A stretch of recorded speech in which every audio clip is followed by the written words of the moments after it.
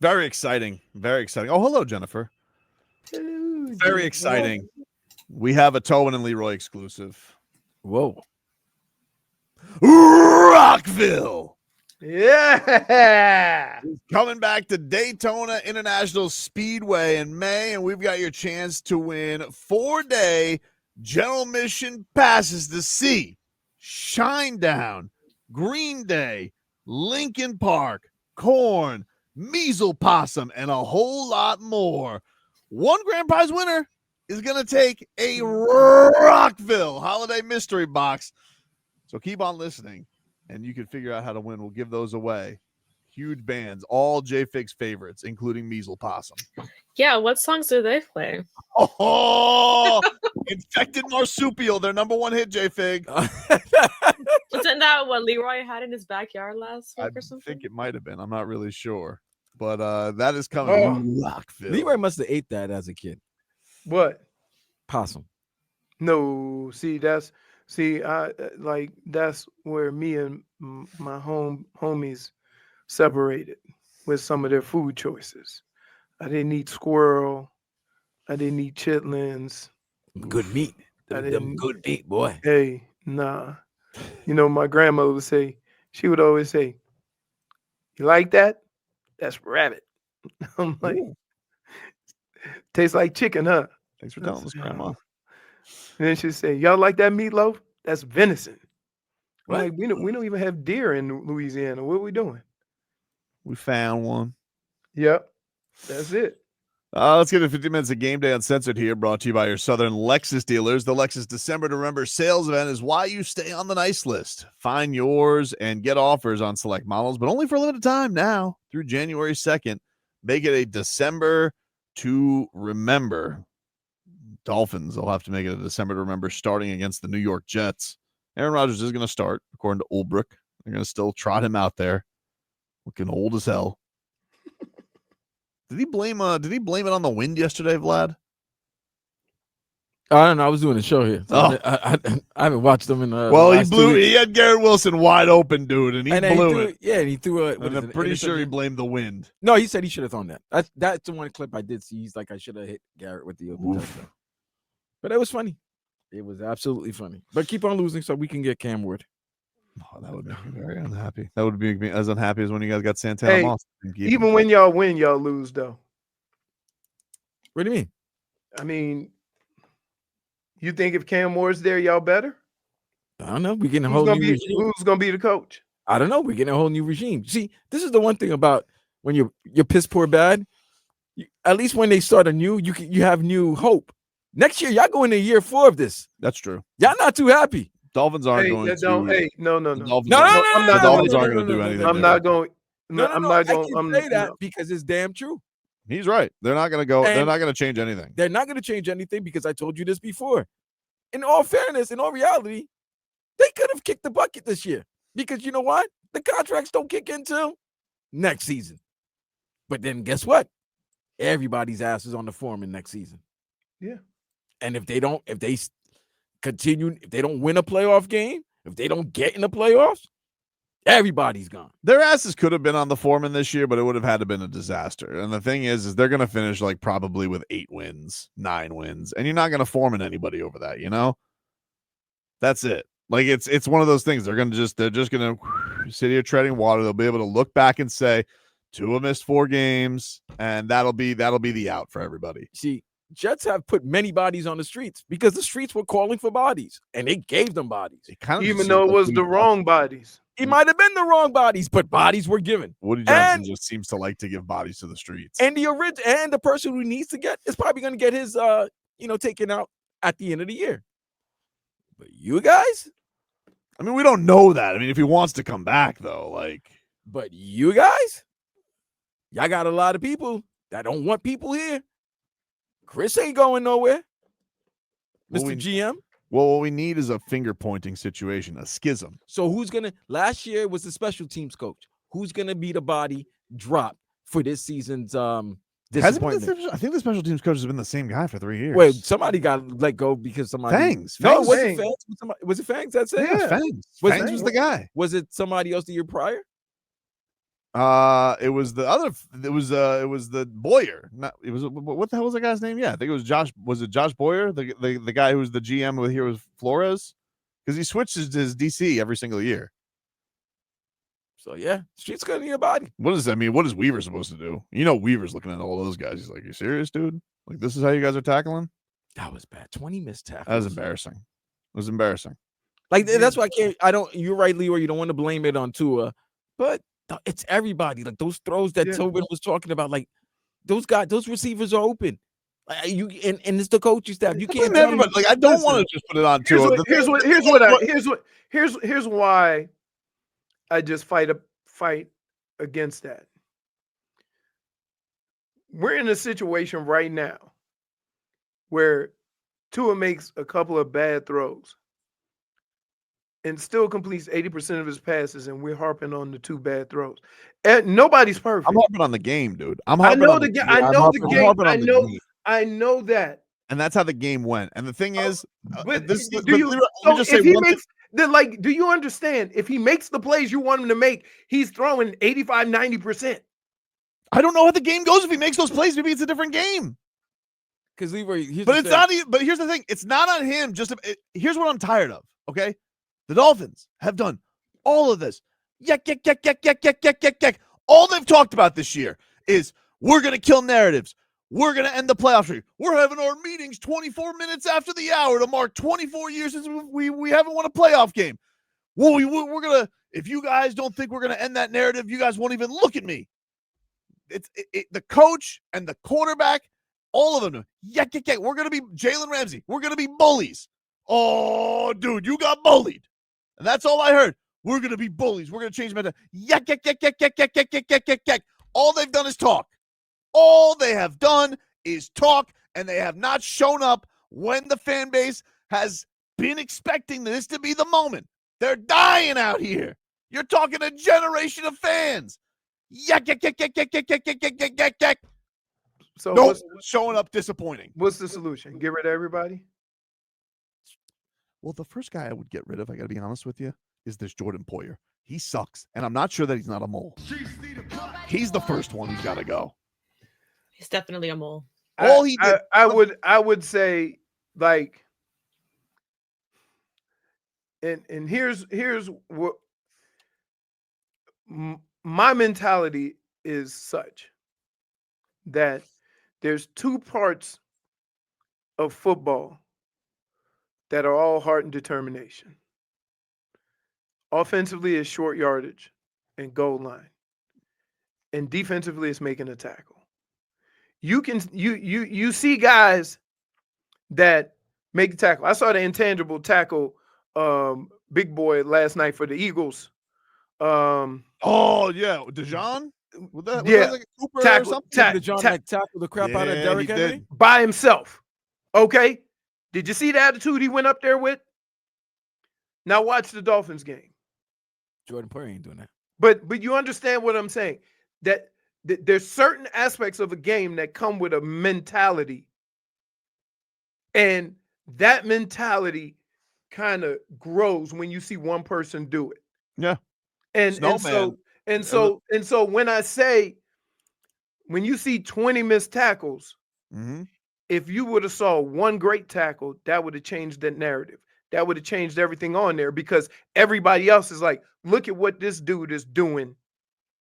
You understand? So when the Eagles saw their guy one-on-one go up there and form tackle, grab the legs, and take him to the ground by himself with open field, and they show that over and over and over and over and over again on film today, that whole defense is going to be sparked, and it's going to be, this is what we expect from everybody. What do you think fans gonna say? Some old school saying, now that's how you tackle them. Yes.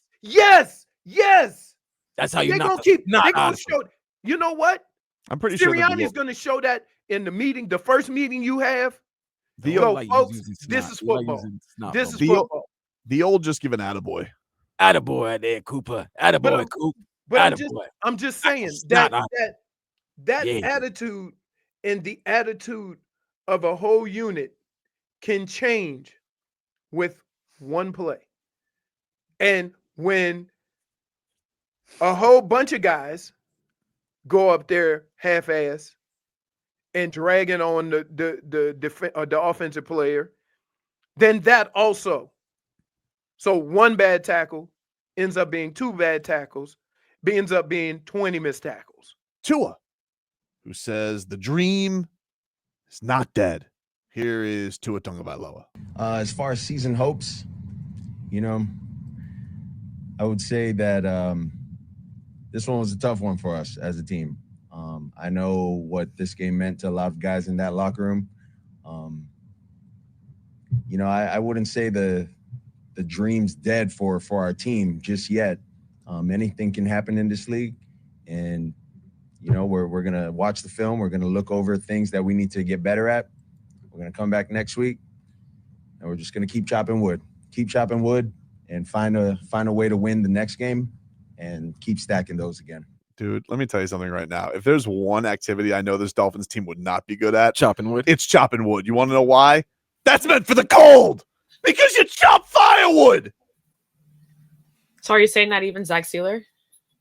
You want to know something, J Fig? He's a chainsaw guy. He wouldn't do it with an axe. What? Okay. You're I said it. accusing. Oh my goodness. You know what's weird? The fact that all game they were showcasing Alec Ingold, Mm-hmm. the Wisconsin native, and you only saw him for like 6-7 plays. I know. Like, I know. you don't think he might have been able? I know he's got a bad calf, so maybe he's limited on snaps or something like that. I don't know. I don't know. He looks like he might have been able to. I don't know. Play in that weather, but Oh. Yeah. Don't worry. Inevitably, when he is a Packer one day, he'll be amazing. Again. Get every 1 yard carry that he needs to. Right? The thing about cold is, and the thing about terrible conditions, here's what I was always told. As an offense, you know where you're going. The defense has to adjust to you. So they can only really make one move and go. So if you have a chance and you're playing offense, it's always downhill. It's not side to side. Because if you're going side to side, guess what you have to do? You have to plant a foot and go upfield. But Leroy, you're tough. Like they can't comprehend your Sure they can. adaptation. But you know what? You were born in the cold as a football player. And time out, Leroy. You know what? I'm sick of this. You know why? Fine, you were born in New Orleans, right? You were born in New Orleans. But where the hell did you play college football at? Michigan, Where the hell did you play your NFL career at? Cleveland, Minnesota, Tough. Baltimore. Tough. So you don't think your ass didn't get used to the cold? That's why you can play. I think that fine. You're a tough man. But here's the deal: man who doesn't want to call anybody soft, but the soft can't relate to the tough. You don't He's have to too tough. He can't relate to these softies. Soft He doesn't doesn't have want to to believe that they're soft. Soft the doesn't have to style be of football soft. I played traveled. That's what I Okay. was. All right. That You all conditioned Leroy. They called Leroy the snowplow. All terrain. right. That's it. 4x4. But everybody has a guy like that. You look at all Clearly the the teams. Dolphins don't. But that's and I think that's my bigger point is that you have to be a physical. Because you know what's funny? Remember when Dan Campbell took over? What was the first thing he said? Oklahoma drill. Right. Why? Tough. So this has been something that maybe he felt even back then. I'm pretty sure that Dan Campbell came out of the womb biting kneecaps. I think when they tried to spank him, he bit the doctor's kneecaps. What did he play? He played tight end. Tight end, yeah. He was a Mike Tice tight end. You know what Intangible. that is? No, he you was know what that is? A tight end that caught no passes. A tight end that caught no passes. He got like 12 catches in his career. I was laughing yesterday at Fryermuth. I'm just like, that's the most intangibles name. Pat Fryermuth. Oh, that's a tight end name. Oh yeah. That's like the best tight end name since Mark Bavaro. Like that sounded like a tight end. Who do we have? We have Smythe. We're not knocking Jonnu Smith though. Jonnu's been a revelation. Jonnu's great, but he's like a Swiss Army knife, you know. And here's the upsetting part about this team, right? This is what frustrates me about your team. It's the fact that I've been hearing about this great offense, and they've been like, man, we had a George Kittle type, somebody who can catch the ball. And you actually have it this season. Oh, he's been the best part of the offense this year. But yet the other two are not getting the ball the same way they were. I With think the addition of this good third receiver. you started seeing it a little bit last week with Waddle, is that the more Jonnu Smith does, the more opportunities he creates for those other guys. And I believe that every team has made a point of emphasis. At no point in time is Tyreek going to get deeper than us. Right now, the Dolphins, the dream, according to Tua, the Dolphins 5-7, 9th in the AFC playoff standings. Big Cleveland fans tonight. Need Cleveland to beat Denver. Got to finish ahead of Indianapolis because they have the tiebreaker on you. Yeah. Oh, man, they went for 2. You see that? I did. That's smart. Moose. Why they on the road? Why play around? And they got the Moose. Yeah. He's gonna get 2 yards. He is a. But that's you. Do you hear what you're saying? Hmm? You that's Whoa. that's the part. But that I'm not talking. I'm just talking about a person. A person. You've Right. already. But they got we 2 got of a them. dude. They got 2 of them that can get that yard. You're not putting your quarterback. Wait, no, they could have handed it to Jonathan Taylor, and you would have thought the same thing. But they went with that big 6'5" muscular gazelle named Anthony Richardson. You're not putting Tua in that situation. No. I'm not saying. I didn't say that so that the Dolphins would think about using Tua. No. I'm saying I told you what I would do. I would put Julian Hill, I would put Smythe, and I would put another tight end, and then I would put Julian Hill in the back, and I would put Jonnu Smith behind him and say, all y'all big asses go get me 2 yards. They need to sit Mike McDaniel in the offseason with Zonk and learn the wishbone. You don't even you don't have to be that extreme though.